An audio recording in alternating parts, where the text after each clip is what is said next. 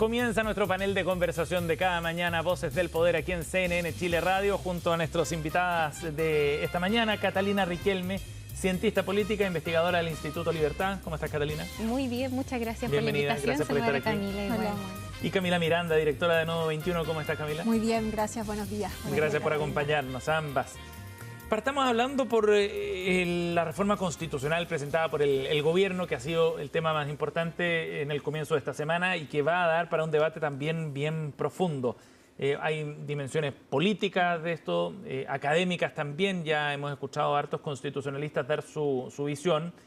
Y ha sumado, fundamentalmente, diría yo, más críticas que otra cosa. Ni siquiera el Partido Nacional Libertario, cercano al gobierno, aunque no está dentro, ha avalado esta propuesta que plantea 8 reformas constitucionales, la creación de un nuevo estado de excepción, que habilita también la prohibición de acceso a ciertas prestaciones del Estado para algunos criminales, entre otras cosas, a grandes rasgos. Catalina, ¿qué te parece a ti la propuesta en términos amplios primero?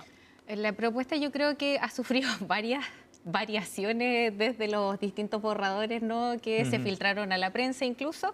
Yo creo que la presentación del proyecto de ley claramente en una democracia plural, agonística, va a invitar a que distintas visiones sean presentadas.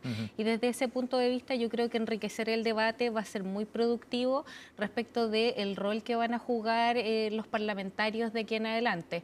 Me parece correcto y del todo sano que en una democracia también incluso existan diferencias conceptuales, semánticas respecto de lo que hoy día está pasando en el oficialismo, ¿no? Entonces yo creo que eso es positivo. Hay cuestiones que hay que revisar en detención. No sé si vamos a irlos viendo punto por punto ahí, porque hay varias cosas que se van a tratar, sobre todo lo que tiene que ver con el estado de excepción, ¿no? Y la ampliación, la duración del tiempo.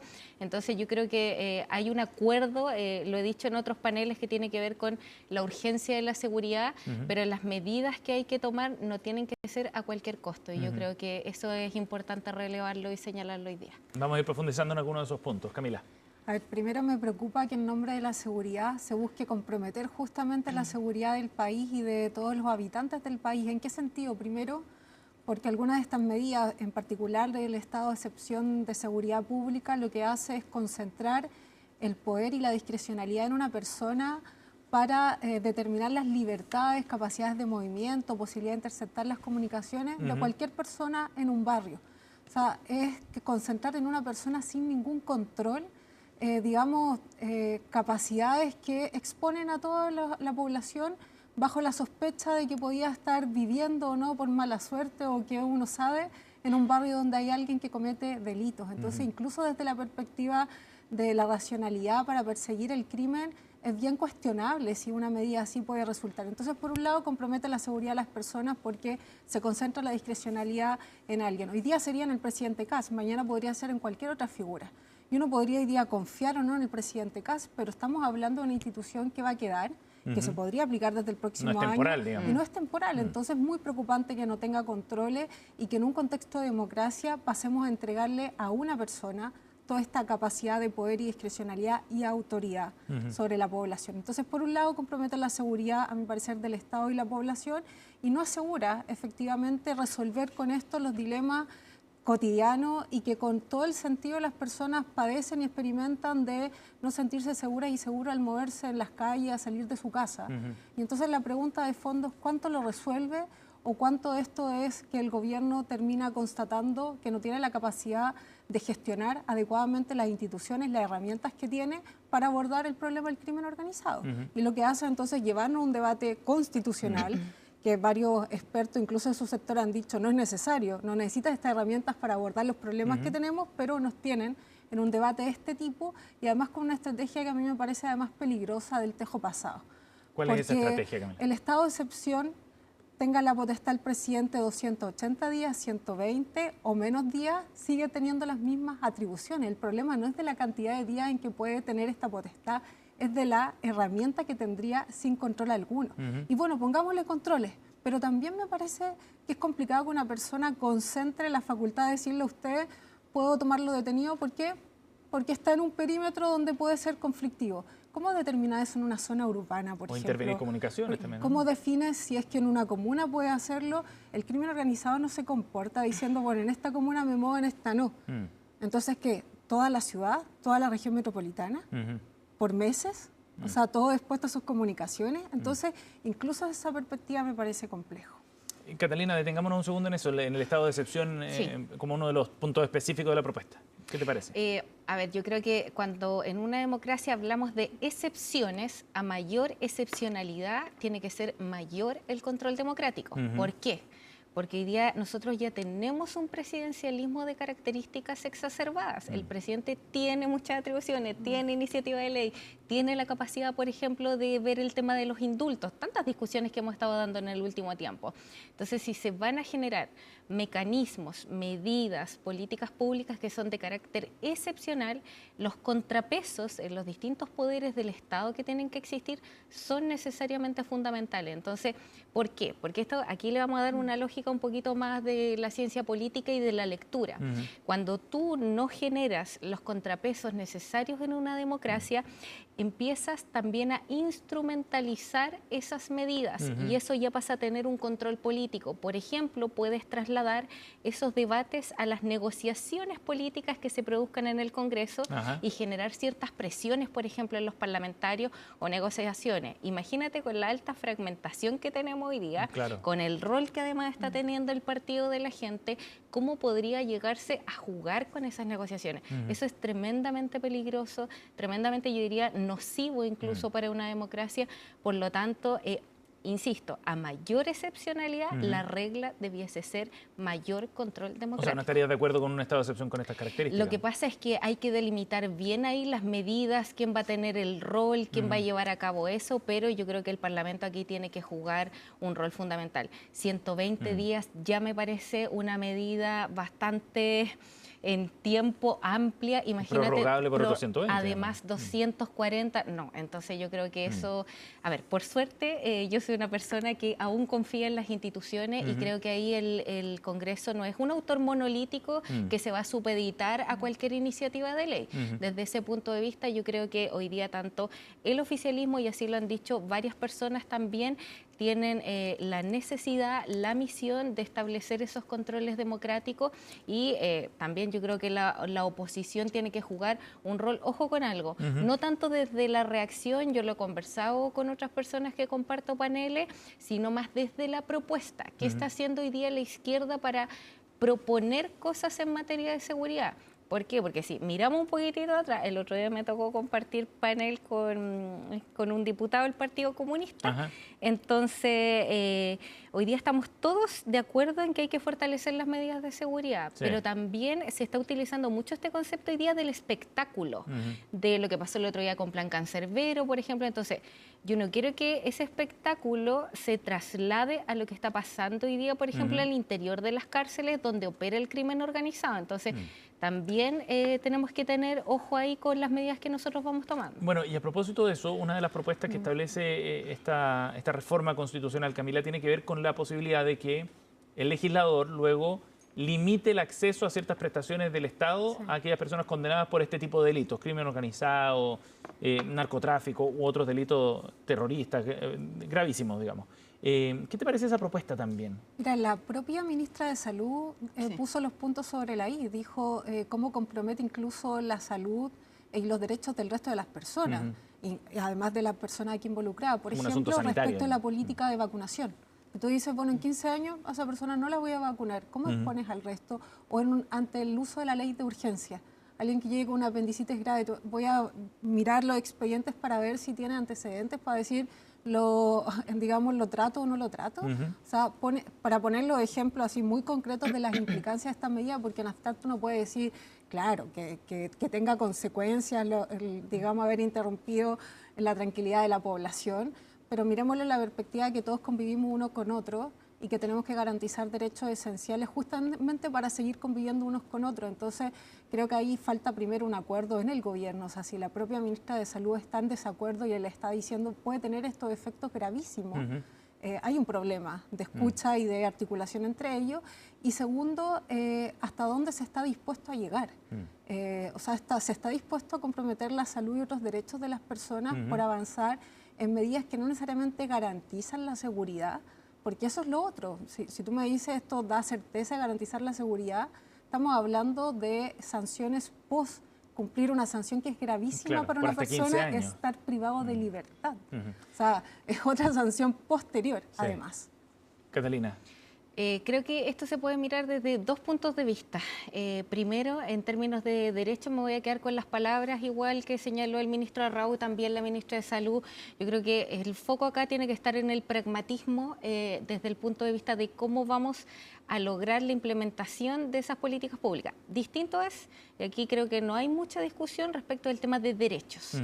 Los derechos, sobre todo derechos que tienen que ver con derechos humanos, son transversales, inherentes al ser humano. Por lo tanto, nosotros estamos adscritos a muchas declaraciones internacionales frente a esos temas. Por lo tanto, desde el punto de vista de lo empírico, ¿no?, de lo que pasa en el cotidiano, en el día a día, yo no me perdería en ese debate porque eso hay que respetarlo siempre y bajo cualquier circunstancia. Pero acá podría quedar condicionado. Lo que pasa es que eso es un debate que se va a tener que dar en el Congreso, pero yo quiero quedarme con las palabras del ministro Arrau en el sentido de que hay que apostar a lo pragmático y hay que tener una discusión seria respecto de ese tema.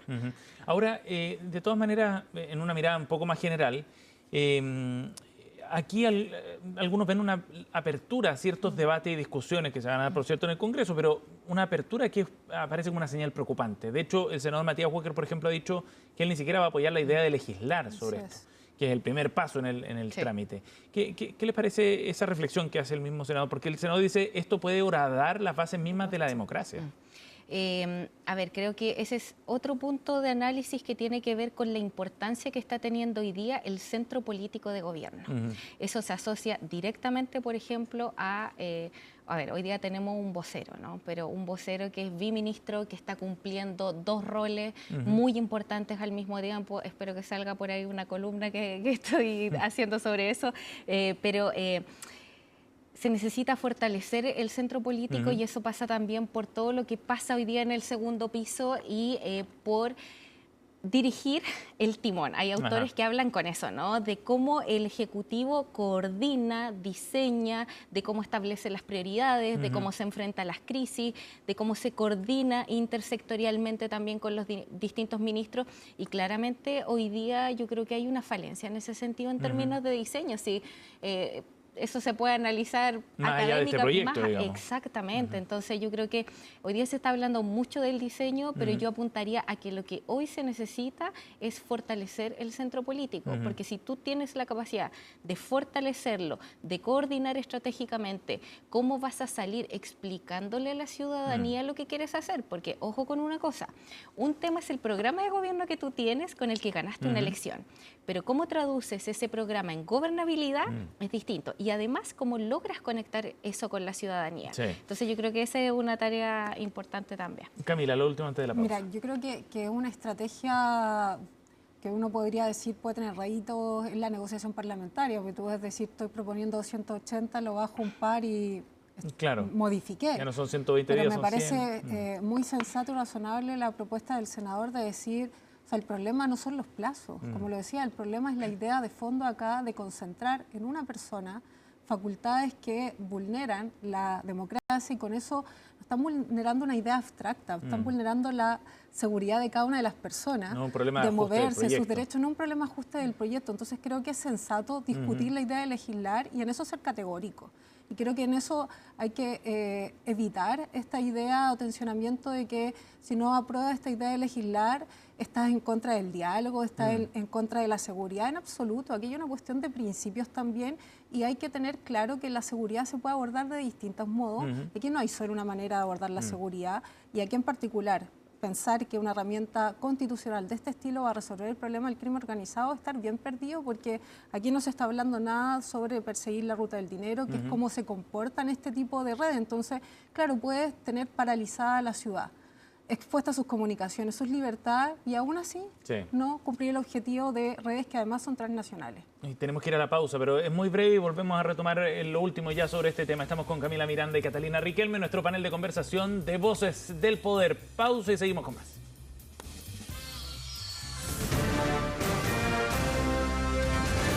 Hacemos una pausa y ya regresamos con CNN Chile Radio, AM.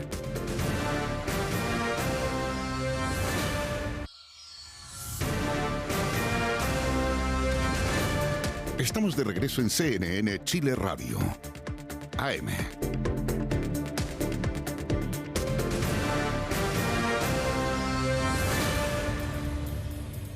Ya estamos de vuelta, seguimos aquí en CNN Chile Radio, nuestro panel de conversación junto a Catalina Riquelme y Camila Miranda, nuestras panelistas invitadas para esta mañana. Antes de pasar al siguiente tema, solo una última pregunta sobre la discusión en torno al proyecto de reforma constitucional y a un argumento que planteó también el presidente José Antonio Kast ayer en el contexto de el cambio de mando de la Federación de Medios de Comunicación. El presidente dijo que rechazaba categóricamente que se le catalogue de iliberal. Y esta discusión empieza a tomar forma, también a propósito de lo de la reforma constitucional. ¿Qué dijo el mandatario? Dijo, mucho se ha comentado sobre todo en distintas columnas, de que uno o yo podría ser el representante de un gobierno iliberal. ¿Acaso es censurado algún medio de comunicación? No, dijo el presidente para argumentar su punto. Pero ese concepto empieza a aparecer cada vez más en algunos argumentos de crítica respecto al proyecto de reforma constitucional también. Entonces quería preguntarle sobre esa reflexión que ha hecho el presidente y sobre el uso del concepto. Camila, partamos contigo. A ver, desde luego expone que hay distintas visiones ideológicas en las derechas y que incluso en el concepto ultraderecha se cobijan distintas visiones ideológicas. José Antonio Kast no es un iliberal, es un conservador en ese sentido ultraderecha, y Kaiser sí es un iliberal abiertamente, por eso de hecho se opone a un estado de excepción que le da más poder al Estado. Los liberales están en contra de un Estado, ojalá no existiese Estado para esa visión política, entonces por razones distintas a las mías se opone a este estado de excepción. Entonces hay una distinción ahí ideológica importante que a veces uno la pierde de vista, están trabajando por cuestiones distintas. Entonces José Antonio Kast, por ejemplo, en la visión económica está a favor de que haya menos Estado, pero en otras dimensiones no. Por ejemplo, en el control de la seguridad y la justicia, de hecho ojalá haya más Estado y esta idea de una vía un poco autoritaria en ese sentido del uso del aparato estatal. Entonces me parece interesante hacer esa distinción porque pareciera que toda la ultraderecha, pensando en otros referentes del mundo, están con esta tendencia iliberal. Donald Trump se parece un poco más en ciertas cosas a esa tradición, pero tampoco lo es. Entonces, me parece súper interesante. Ajá, Catalina. Oye, me encanta lo que dice Camila porque creo que hace una precisión muy importante respecto también de que nosotros podamos ubicar en el espectro las distintas derechas. No es lo mismo ser libertario que ser una persona con una tendencia más conservadora, una persona de centro derecha, una persona liberal que crea en el libre mercado, en la propiedad, en la libertad individual, etcétera. Creo que es muy importante hacer esa distinción. Respecto de los medios, creo que la academia es el cuarto poder, ¿no? Así se identifican y en ese sentido yo creo que hoy día en Chile, gracias a Dios, tenemos una amplia posibilidad de medios de poder informarnos y yo no pondría en duda hoy día esos cuestionamientos. ¿Y sabes por qué también? Porque cuando tú llegas a la presidencia, hay que tener el foco muy puesto en algo que es fundamental y eso tiene que ver con gobernar.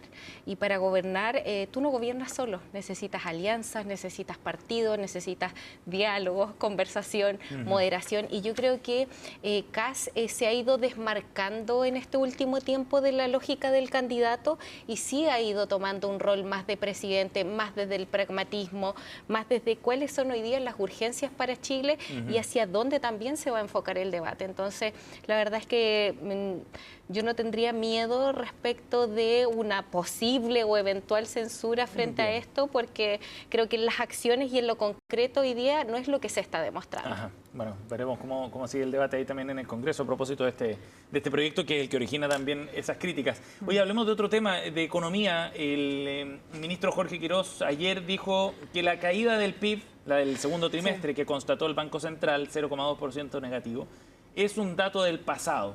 Niega recesión técnica, además, el ministro Quirós. De hecho, se molestó un poco con el tema, a pesar de que muchos economistas de la plaza sí han acreditado también esa recesión técnica. Pero desde una perspectiva política es interesante analizar esto también. Camila, ¿cómo ves tú este escenario? ¿Cómo se le pone cuesta arriba o no al gobierno el tema económico? Sí, mira, hay varios elementos, porque a la par que el ministro desconoce la recesión técnica, que es una definición conceptual, dado cierto supuesto, hay recesión técnica, son trimestres que se acumulan, ¿cierto? Dos trimestres consecutivos. En este sentido, y por tanto el Banco Central dice, estamos en una situación de recesión técnica, pero a la vez dice, va a subir 90 pesos el diésel. Entonces, de alguna manera él dice, no estamos en recesión y va a ser más cara la vía, es medio llamativo.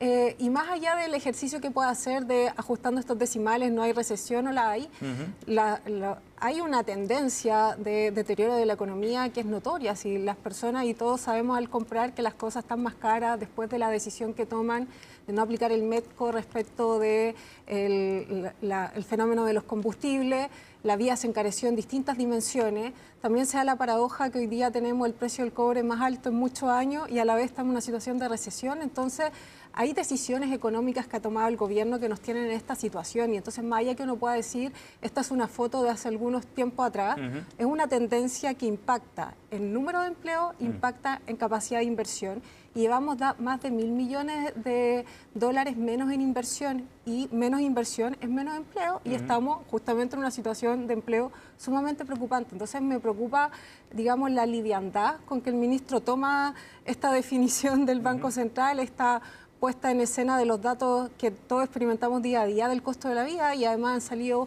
cuantos estudios que muestran la diferencia en el costo de la vida hace unos años atrás respecto a lo que estamos experimentando hoy día, que tú le puedes poner el contexto internacional desde luego, pero lo que le toca a un gobierno es abordar la situación del país y ojalá garantizarle a la población de que su salario alcance para vivir. Catalina. Varias cosas. La primera, respecto de los datos objetivos, el otro día aquí mismo hablé de la infraestructura institucional en términos de datos. Yo creo que no le hace bien a nuestro país entrar en discusiones y en cuestionamientos respecto de cifras, datos empíricos. El Banco Central es una entidad autónoma, por lo tanto merece todo el respeto respecto de todas las cifras que van saliendo. Eso en primer lugar.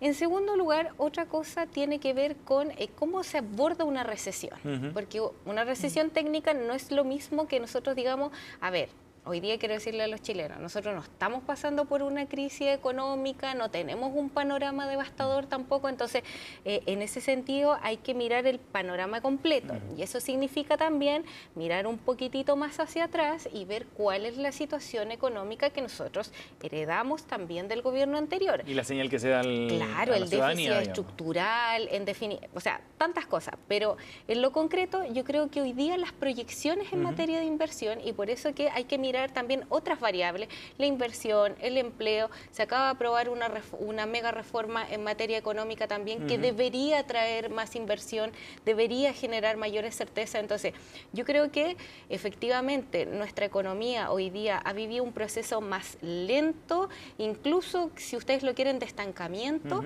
pero en lo que respecta hacia el futuro yo sería más optimista. Ahora, que lleguemos al crecimiento un 2%, demasiado optimismo, ¿cierto? Se ve lejos. Pero al menos podríamos estar creciendo en el segundo semestre un poquitito más. Ahora, de todas maneras, Catalina, esto en la dimensión política tiene un efecto bien concreto. Uno ve distintas encuestas y las expectativas de la ciudadanía, sobre todo, están a la baja. O sea, en marzo eran altas expectativas respecto a tu propia situación económica, que son las clásicas preguntas que hacen las encuestas, o la situación económica del país. Había expectativa de que las cosas iban a mejorar. Hoy día esos indicadores todos cayeron y cayeron muy fuerte. ¿Es un problema eso para el gobierno? Yo creo que es un problema que no solamente suscita el gobierno, sino que es un panorama general en términos también de expectativas y de política en general. Pero para el gobierno en particular, digo, por su propio compromiso, ¿no? Llegaron a gobernar con el compromiso de reactivar la economía, otros temas también, seguridad, en fin. Pero en economía era como, con nosotros van a cambiar las cosas y las cosas van a ir mejor. Que definitivamente cuando tú tuviste un tema como lo del benzinazo y las variables externas que tenemos a nivel internacional son un aliciente para que esas expectativas definitivamente sigan cayendo. ¿Qué es lo importante acá, yo creo? ¿Cómo le explicamos a la ciudadanía qué mecanismos de estabilización podemos generar ante ello y de qué manera esto va a permanecer o no en el tiempo? ¿Van a seguir subiendo? ¿Van a bajar? ¿Cómo? Yo creo que ahí también tiene que ver con un tema comunicacional y de cómo se articula la voz, de nuevo, la vocería desde el gobierno. Camila, ya dijo que va a subir el combustible de nuevo, así que eso es una comunicación. Alto, 90 pesos en el diésel. Así es que ya dijo el ministro, entonces expone un poco, hay un problema ahí en abordar esa situación y dice sin problema que va a subir ninguna medida para abordarlo. Y lo que me preocupa a mí es que a propósito de la mega reforma sus efectos son promesa y eso quedó claro durante la tramitación. Podría haber más inversión, podría haber más crecimiento, no está claro en qué plazos, cuándo llega eso. Y la certeza es que para la tramitación de la ley de presupuesto van a haber menos recursos del Estado y eso significa que hay menos inversión pública. Ya, como decía, hay 1.000 millones menos de dólares en inversión pública, eso significa muchos empleos menos. O sea, cuando el Estado no está construyendo un puente, hay muchos trabajadores sin trabajo. Y eso es una realidad. Entonces, vamos a tener una situación compleja el segundo semestre si es que no vemos efectivamente políticas para abordar los efectos de un Estado que va a tener menos recursos para invertir en zonas estratégicas y por tanto va a haber menos empleo. Entonces, ahí me preocupa la liviandad del ministro que termina siendo sumamente dogmático y nos promete todo el rato saltos de fe. Dice, esto va a traer mejoras. ¿Pero cuándo? ¿De qué manera? ¿Cuántos empleos va a generar? ¿En qué temporalidad? Yo creo que eso también hace que sea muy difícil decir mis expectativas económicas mejoran, mi visión de la conducción económica del país cambia, porque es incerteza en definitiva. Camila Miranda y Catalina Riquelme han estado con nosotros esta mañana en Voces del Poder. Catalina, gracias por haber venido. Gracias, Camila. Muchas gracias. Que tengan un muy buen día a las dos. Nos vamos a dar una pausa, 10 de la mañana con 7 minutos. Aprovechamos de actualizar la temperatura. Bonita imagen desde la comuna de Macul, sector oriente de Santiago. 14,6 grados, apunta al oriente más bien la cámara. 14,6 grados es la temperatura actual y se espera una máxima de 19, pero hasta 20 grados también en algunas zonas de la región metropolitana. Pausa y volvemos de inmediato con más.